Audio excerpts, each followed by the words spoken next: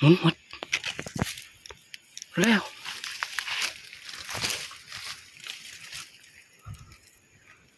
เขาดักทำงานแล้วทุกคนเลยลูดเป็นไปได้บ่ลูดนี่เป็นไปได้ยังไงวะหมุนหมด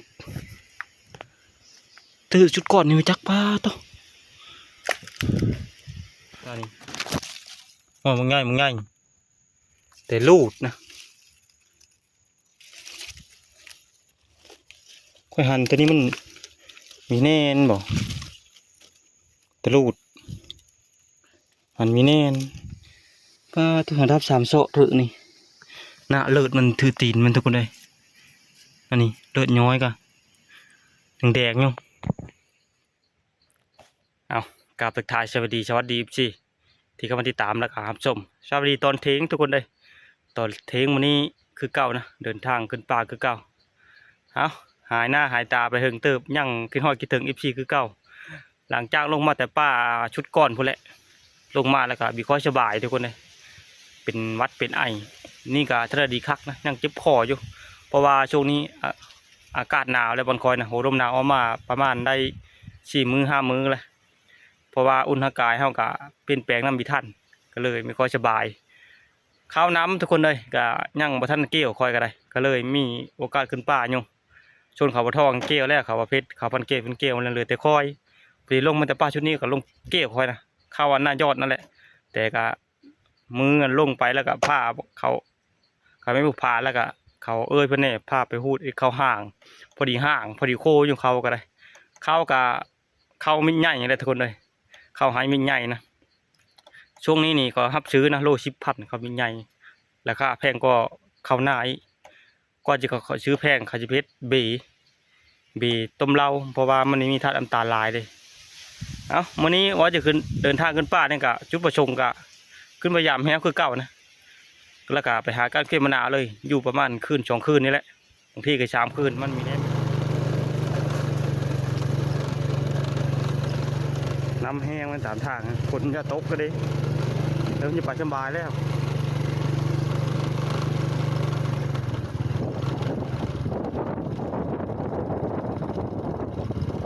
เข้ามาฮอตบอลมานี่จานเพิ่นมาก่อนเลยยังไงนักจกขึ้นดูอะไรนักจกขึ้นล่ะจักแล่นี่เฉยได้เคยมานาวกันหมอได้ยี่ห้องหมอยอยู่เฮ้ยบ้าหมูล่ะตาประจันได้หมุนเวลามันก็เต้ละเต้ตามน้องดุดเม็ดแถวน้องนะกินมื้อคืนนี่ดุดตามเมื่อคืนนี่นะน้ำดานเพิ่มดุดแล้วหมูแถวทางมีตัวห้อยหมูทั้งหมดห้อยจะโจ๊ะทั้งหมดอยู่หูกระดุดอยู่หูกันกูบอกไงทำมาหน้าหูเจ๊เห็นเลยห้อยจักมันแต่พวกนี้มั้ยจ๊ะเจ๊เห็นห้อยจักใหม่ๆอยู่มาหุ้นแล้วถึงอยู่ในพวกคืนนอนอยู่พวกเดี๋ยวนอนอยู่นี่มาหาเรื่องเขาโอ้ยมือก็เห็นเขาเลยนี่ยังอยู่มือแต่วันนี้นี่ได้เพื่อโก้มาหมูละหมูลายขนาดโอ้ฟองเปรี้ยวพร้อมหลังจากมาฮอดที่พัก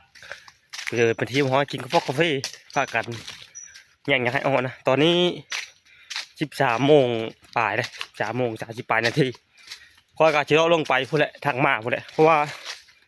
ห้อยหมูลายทุกคนเลยที่เราเกี่ยวไปยางกับดักเลยไก่นะแต่เสียดายแต่ลมปูดนึงเพราะหมูกับโค้งฉีบุได้ยิ่งเนี่ยมันถึงขึ้นก่อนเพื่อจันก้อนมันขึ้นเหนือนี่เพื่อนมาเพชรเพื่อนกะไปทางดาบประจันพยามึงเฮวดาบประจันกะก้อนเพื่อนเว้าแถวตามดานตามให้มันทุดฟันมัดหนูได้กินจิโร่ช่วงนี้หมูอดานมาหาดูกินจิโร่ฮะเลิกอะเผาหยางนะยำมะขามไปไก่เติบไปพูดแล้วฮอนบอลมูแรงทุกคนเลยมีแต่8-9 โมงมูแรงประมาณหรือ19 หรือ20 โมงเลยมาที่ฮอตที่พักนะพวกเขาเสียงลมนะไปก็หยางนี่ก็ระวังนะต้นไม้ใหญ่หลายระวัง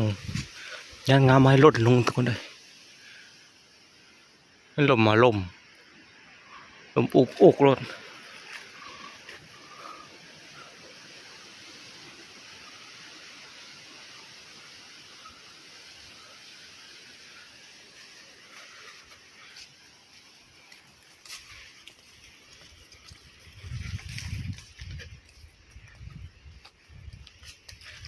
เอาโค้งไปทางไปนี่นะอย่าเอาโค้งไปบนรถได้อย่ามันมืดนี่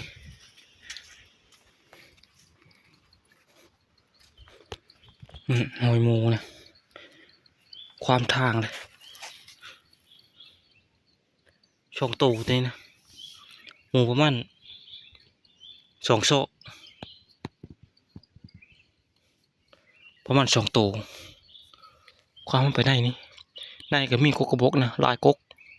แต่ขามาเขายังเอาพาพยายามให้เอาก่อนอยู่ฝั่งนี้ก็มีหมูนี่นี่นะโอ้ใหญ่ก็มีนี่โอ้หมูลายโตเลยโถมันเลยทีนี้นะตามทางอ้อกินหอยหมูทั้งหมดเลย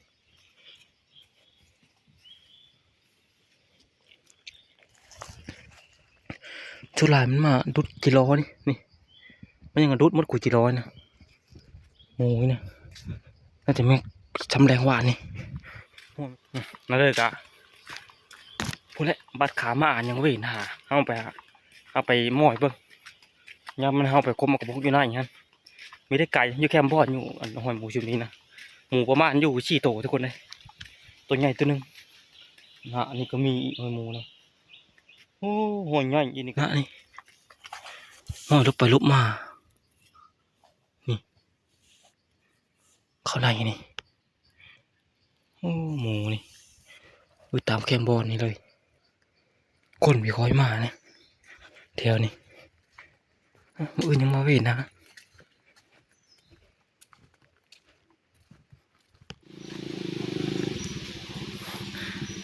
ตัวอยู่มาละเห็นหอยหมูเต็มทางอยู่นะทางมาคนนะหมดไหมครับพอดีสบายดีพันเกตเลยใช่ไหมเฮ้ยผู้จันข้อนว่าหอยหมูดามประจันเต็มยุ่นแถวน้องมันเทศพยายามไม่มาเหี้ยอย่าไปอยู่นี่หากมาห่อนี่กะแต่ก็ทันว่าฮะทันว่าเมื่อวะยาเมื่อไรหอยหมูลายยาเมื่อแล้วหมูเต็มมดว่าแถว3 พันดามประจันมาเฮ็ดมุนมดดูกี่กิโลโม่นี่กะดามประจันน้องความเฮาบนว่าโบกอีนั่นอย่างนี้มันเฮาได้หมูปีนั่นเนี่ยเฮาฮันหมูวันนี้เนี่ยบนชูเอาพื้นก้อนในความอยู่ฮันล่ะเอาไปเข้าไปลาดตากระแดงไปพูดละตากระแดงรถนี่กะลอยพูดละ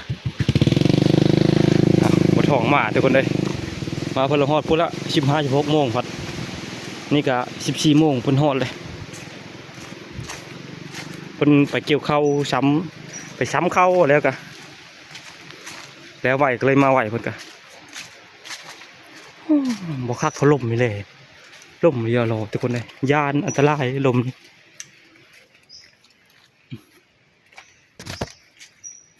เอาจะเข้านี่เขาดงนี่ดงตัวหน้านี่หมูความว่านี่หมูหัวบางใหญ่ทั้งหมดแต่เฮาสิบ่มามีแต่ลมทั้งหมดทุกคนเลยเฮาเลิกไปกับเบื่อตาเฮาย่านงาไหมเดี๋ยวชีวิตหาทางออกก่อน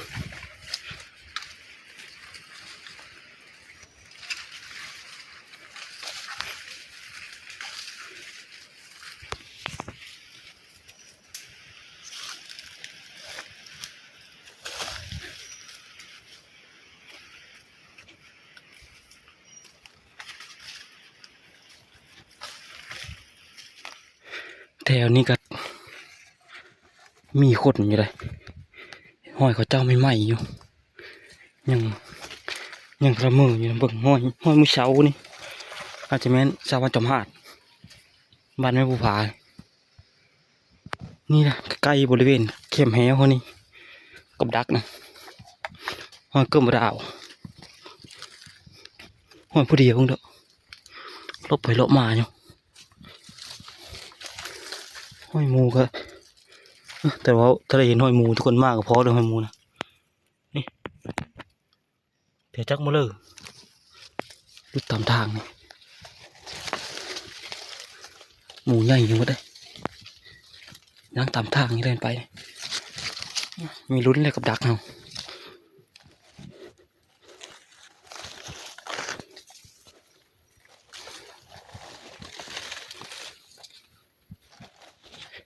ดักมีรุนแล้ว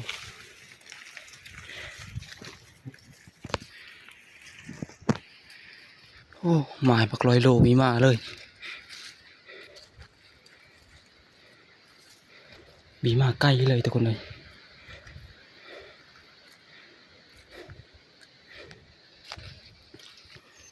มาอยู่บ่หอยมัน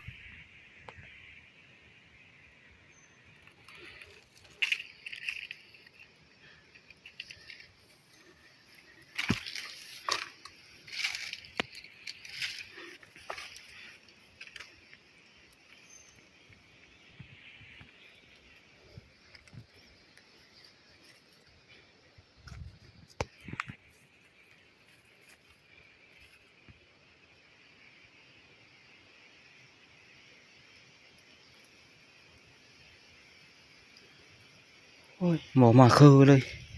หอยกระเตริงเด้อแม่นหอยใหม่จำอ้าวรุ่นหลังต่อไปตัวหนึ่งตัวนี้หอยหมูมีหอดจำ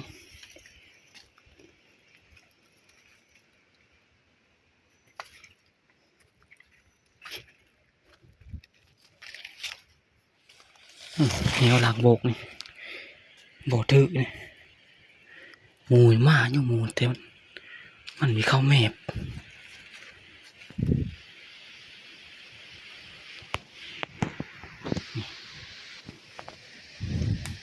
ดุดแตะอยู่ทุกคนเลยหมูน่ะดุดอยู่แต่แล้วมันมีเอามาเหยียบเหวนี่ดุดนะย่างไปตามทางมาเลยโอ้โหประมาณ2 เชาะปลายหอยมันมาแต่พูดแล้วขับเอาพวกนี้มันยังมาแม่โบกของแชมมันตื้อขึ้นนกคอเพราะว่าตื้อนกคอก็เลยหลับนี้โอ้ย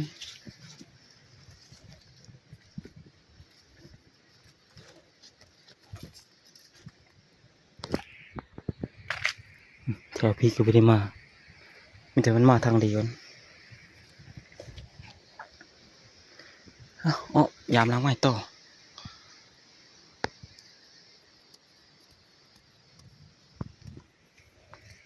ยังส่งหลางยังหอมบัดนี่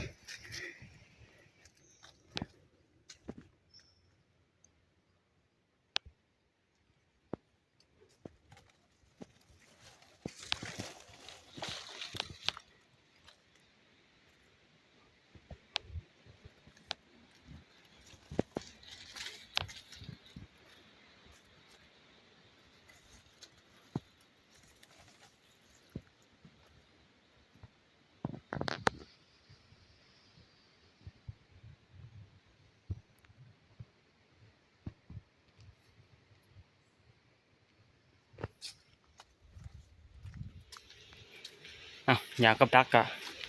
ยังอยู่ช่วงหลางนะเดี๋ยวอันพยายามล้างใกล้ๆนี่อันล้างที่อันทึสุดก้อนนี่ทุกคนเลยผลโบกนั่นแหละบ่ท้องคนพยายามให้บอกคนพยายามมื้อหน้าพุ่นแหละมื้อนี้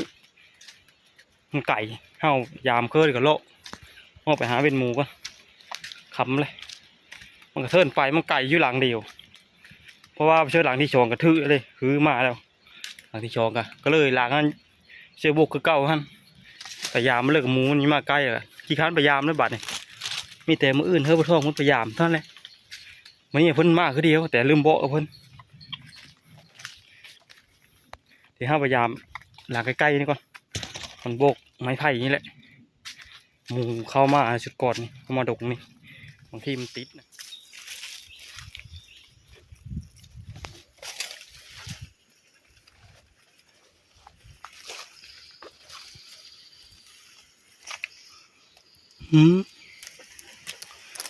เฮ็ดเพื่อหมุนมาแล้วทุกคนเลยเบิ่งก่อนเพราะว่าเราเห็นจะเปลี่ยนรูดไปเลยติดกับดักแล้ววะกับดักทำงานละหมุนหมดไปเถอะนะมันคือรูดวะ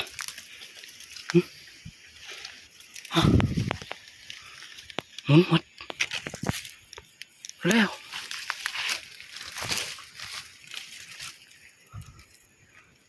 กับดักทำงานแล้วทุกคนเลย ลูดเป็นไปได้บ่ลูดนี่หึเป็นไปได้ยังไงวะหึมุนมดตื่นจุดก่อนนี่ไปจักป้าต่อ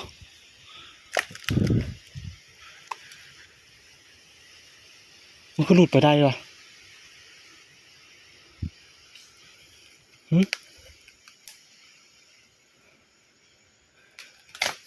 จังไงวะนี่คือพี่ขึ้นหน่อยมันนะ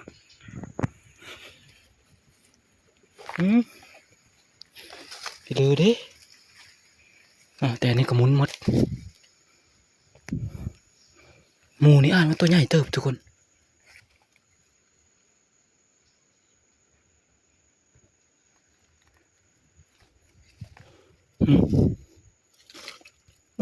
คือลูดว่ะถือจังไดวะพยายามทุกคนมันก็เรียบร้อยล่ะลูดไปหมดเลยเด้ช่วยเลยปีนขึ้นนี่ก็มีนี่นี่นะปีนขึ้นนี่โอ้โหก็มีโอ้ยจังไดวะนี่คือไปจังชี่วะ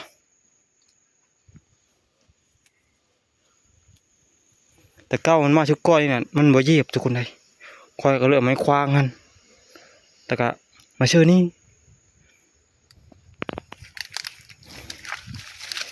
หมูนะหมูห้อยไปเจอก่อนตัวใหญ่อยู่บ่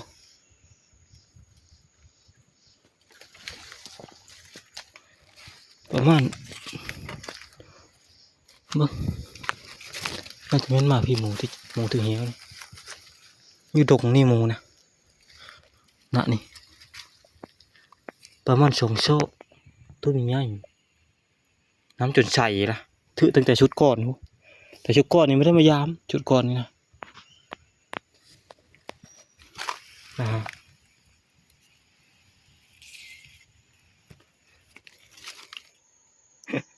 ชุดก่อนไม่ได้มายามทุกคนเลย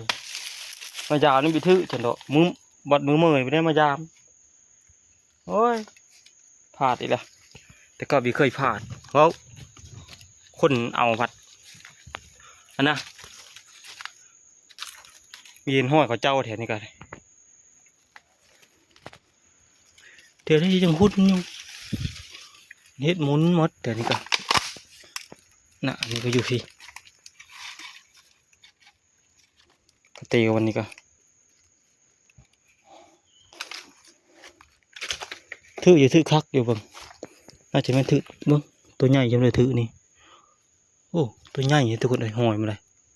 ห้อยใหญ่ตัวถือนะ3 โชคเฮ้ยจักเลยถือตัวนี้ห้อยใหญ่ยุ่งถือนะนี่2 โชคปลายมี3 โชคอะถือตัวใหญ่โลดนี่ห้อยมันง่ายแต่ลูดนะค่อยหันตัวนี้มันมีแน่นบอกแต่ลูดหันมีแน่นมันก็เลยลูดนี่อันนี้มันมืนน็อตตัวนี้ไม้น็อตตัวนี้ไม้นี่น็อตตัวนี้มีไม้โอเคเลยปกติไม่เคยพลาดนะนี่ก็ยุน่าจะยู่นั่นถือจะมีนะ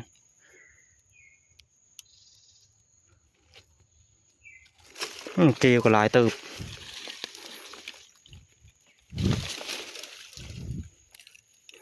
โอ้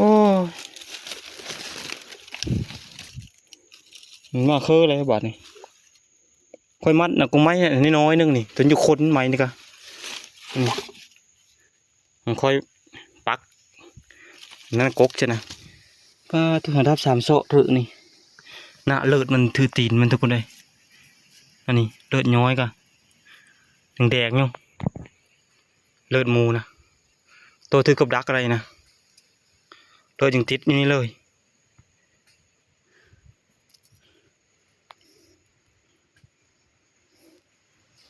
ช่วงโตหมูมานะ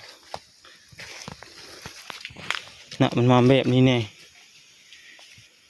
หอยมันก็รับ3โซะโอ้โหนะ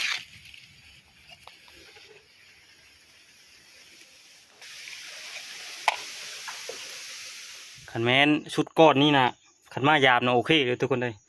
ขันมันรูดนี้มีมื้อนี้ก็มีว่านี่ก็มื้อชื่นนี้เพราะว่ามื้อหลายคืนเติบชงกันนี้นะเพิ่มมาอย่างก็เพิ่มมาค่อยก็เมยละเขาจะมาอย่างนี้ได้มานี่นะยามแต่มื้อมาทำอิฐยามมีทื่อแล้วก็บันยมื้อผัดไปได้มายามมาผัดรูดล่ะบ้าดิปกติไม่เคยรูดได้หมูเชอะได้อยู่รับ3โซะห้อย3 นิ้วนี่ห้อยมันนะสิย้ายเอามือบ้อนไปแล้วเห็นแล้วแผ่นมันก็มารุดแต่แฮนะผมมาแมบนี่แหละก็ขึ้นไปนี่คือมันเทิงนี่คือเก้าหมูนะตั้งแต่มือว่าเพชรเว้าหมูความมาพีแหละหมูนะลุมันประมาณ2 ตัวประมาณหมูไม่ลูกอ่อนทุกคนเลยว่าลุมันแก่ว่าลูกอ่อนกับไม่อ่อนเพิ่มประมาณ2 โชะลุมันนะใหญ่แล้วแม้มันถือนะ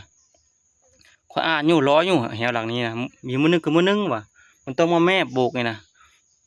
เพราะว่าโตทำอิฐนะถืออยู่หันอยู่เทิงเนี่ยก็ค่อยมาแล้วค่อยลงมาย้ายมาเชื่อนี่ก็เชื่อหึงเติบแต่อิฐนะเชื่อจะพุทธหรือถือใกล้แหละย้างไม่เชื่อทางวันนี้หมูนะมันมาแต่โห้ยพุ่นหมูนะมันย้างมาแต่โห้ยพุ่นล่ะมาเจอกับดักเลยย่างมือใหม่ทุกคนเลยมื้อนี้มันนี่แม่นของห้าวเลยไปถ้าเบิ่งหลังนั่นแหละบุทองไปยามอื่น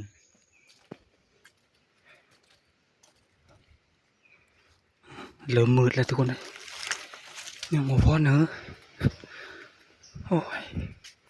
ของนี่กินหมูก็ไม่ได้กินนี่หมูตีกับดักยังรูดอยู่เลาะเกมมาที่พักกูแหละพอดีได้กับลักหลังนี้กับไปเจอบนทางหมูมันเคยความอยู่แคมบอนนะเชี่ยไปเจออยู่ฮันเขามาหอดบอลเลยบริจานข้อนกันย่างตับหลังนะวันนี้เฮาถุงงานเพิ่นจัดบ้านนึงถุนวันนี้ก็เหาะมีถือทำทางทีมงานสารมาทุกคนนี่มีจานข้อนย่างตับหลังแอนมาทองมันจะเปิดตะกระเดียงเบิ่งเฮ้ยมันมาบกโคยมาครบมันก็บกอยู่แค่บอลละมีข้อมูล พอเติมพลังมือละ กินข้าวกับเพื่อนใช่ป่ะนี่ฟังยี่ห้าไปตื้อนี่หมูกินบกแค่นี้ใช่เนาะห้าไปน้อยเดียวหนึ่งปล่อยละโอ้ยออกมานะ อยู่ไปคือตัวเรื่องเหาะนะก็นะเห็นนี่ยังไงนะ มีถืออยู่ ชื่อว้าสีมือตกเฮาแล้วมัดกิ่วแล้ว ตั้งแต่ประเภทกับกระทองนอนป้อนกับทีมงานท่านประคบหมดทุกคนเลย1 ข้าว 1 น้ำทาข้าวเจ้านะข้าวก็ลายเติบนี่แล้วเบิ่งข้าวกระทองข้าวประเภทแล้วเลยก็ขันยุ่ยข้าวจำแจ้วเลยมันนี่ข้าวก็ชุกแล้วกระทองเนาะกระเด้งมันมีอาเบอร์ปุ๊กอันนี้พัดกระเด้งมาแล้วอยู่โหดนี่หากมาตรการทุกคนเลยมาตรการป่าเนอะเพราะหมูนะได้ฮะจะห้อยปั๊บบอก มีพอบ่มีบกอ่ะ นี่มีแต่หอยโคตร เฮียก็ไปซื้อ มีชื่อ พยายามเอาเฮียโบกก่อนนะเฮียโบกนะ ไปแต่พวกตากระแดงแน่บอนชื่อหมูเดี๋ยวนี้มียาไม่แต่ว่าตัวขึ้นมานะพวก ก็คือเจอนั่นเห็นห้อยหมูอยู่เตอร์มันรออังเตอร์ไปกว่าบื้อหนึ่งกันไปพยายามอยู่เด้อ รู้ไหมฮั่น มาให้กินขอกังไปการนะขอกังการกับจานคอนเพิ่น เขายาใบได้ไง ไปบ่กังกับผู้ค่ายบ่มี ต้องไปโดนเหมือนกันกับผู้ข่ายยังบ้านหมูไว้นะมันจะมันก็หำบ่หลายเติม ทำวันฮะเก็บน้ำมีห้องคืนนี้ บ่กระปูก็เลยมอไว้ไปเรียกใส่ไปแล้วเดี๋ยวลงรถมีแต่มาคิดเกิดเป็นโน่แกงกะจะไม่ได้แกงรถ แกงบ่ แกงเลย คนโน่นทำหนาว แกงปลากะช่ำต้มทุกคนเลยอันดับข้าวว่ามีเลยไม่เอาไปจะแงะมาหรือจำแจวเนาะบ่ทอง โอ้ยลื่นไปเลยเถอะ มาชุดก่อนนี่จำแจวจุดนี้มีแห้ง จะเจ็บท้อง เจ้าตัวแจว โดนโงดอยู่นะ ปลาบอดต้นน้ำเห็ดนะเดี๋ยววันนี้นี่พากันกินข้าวย่า อีผ้าจันค้อนลงน้ำอีกทุกคนเลยไปหาจักปูข่ายก่อนเอาไปไผ่น้ำเนี่ยไผ่บกลายขน้องร้อยเห็นหื่น เดี๋ยวค่อยหาย่างให้ดง ได้ไปอีชายบกอะพูดแล้วประมาณตี 1 ตี 2ได้ไปมือบางทีขึ้นพวกแต่ประปอพูดเลยมาจากการกระปูนี่บางทีเป๊กปักเป๊กปักอดาเล่มหมูช่วงนี้นะมันโลโหลมหนาวนี่บึ้งตื่นที่2ละ เบื่อนี่มันเดือนสอง อยู่จนหมดเดิน1 ป่าดีกว่ามาเดิน1ละบึ้งก็หมดแล้วเดินนี่ซุกแกงกันทุกคนเลยนี่แกงปลากั้งเพมนาวก็กินแล้วปลากั้งกินแล้วยังปลาซิ่ววะนี่ได้แล้วเพมนาวตั้งทำจักรนี่บ่ ดำกันใหญ่เลย มันคือปลาดุกไง ตั้งกับมันนี่เย็นด้วยอ่ะ เย็นอยู่ของเก่าไปเย็น นี่เอาบางรันมาเจอคือด่าเนาะ เจมเต้าเชื่อทึกอยู่ โอ้โหพอมาเจอเจออยากไปการเห็นมาจะกระโดดน้ำไหลมั้ยล่ะจิ้นม่วงก็ม่วงไปเพ่งเนาะ มันโทมอ่ะ มันท่วมเลย มันโต๊ะ ชื่อม่วงโพยเพ่งเอาขึ้นตะม่องนั่นตั้งไว้เงาไม้นั่นโป๊ะฟาด เบิดบอง คนกระปึงอยู่คนถึงเราอย่าเลือดเนาะพวกกูหายกูรถคนนี้พวกกูหายหายเบอร์ตัวเชื่อไว้ฮัน โอ้ลมหนาวเป็นญาติเนี่ยป่านี่พ่อแล้วมันยังตายนะไม่มีห่างทุกคนเลย มีแต่โห มีแต่โหทั้งหมดกองกูพูดอยู่ น้ำมันก็แห้ง น้ำก็แห้งแล้วตายดอมแบบนี้เฉยฮะเมาหยอกโคโมนทุกคนเรียกกินอิ่มหมดแล้วแหละเดี๋ยวเอาไปก้านมาแล้วไหมเนี่ยก้านหมูหรือก้านป่าก้านกระปู มันกระปูค่าย ก้านกระปูค่ายป่ะไปน้ำเดียวป่ะฮะไปกับไปทุกคนไปก้านกระปูค่ายแล้วก็หาก้านป่าน้ำเอาจากในวิดีโอนี้คลิปนี้ก็บ่มีผู้ลายเดี๋ยวเอาจบเพียงคลิปนี้ก่อนเดี๋ยวคลิปหน้าวิดีโอหน้าพอได้ไหมมื้ออื่นเช้าลุ้นต่อทุกคนเลยลุ้นหมูในมื้ออื่นเช้านี่มื้อนี้ลุ้นผ่านแล้วถึงแหวกะปล่อยแล้ว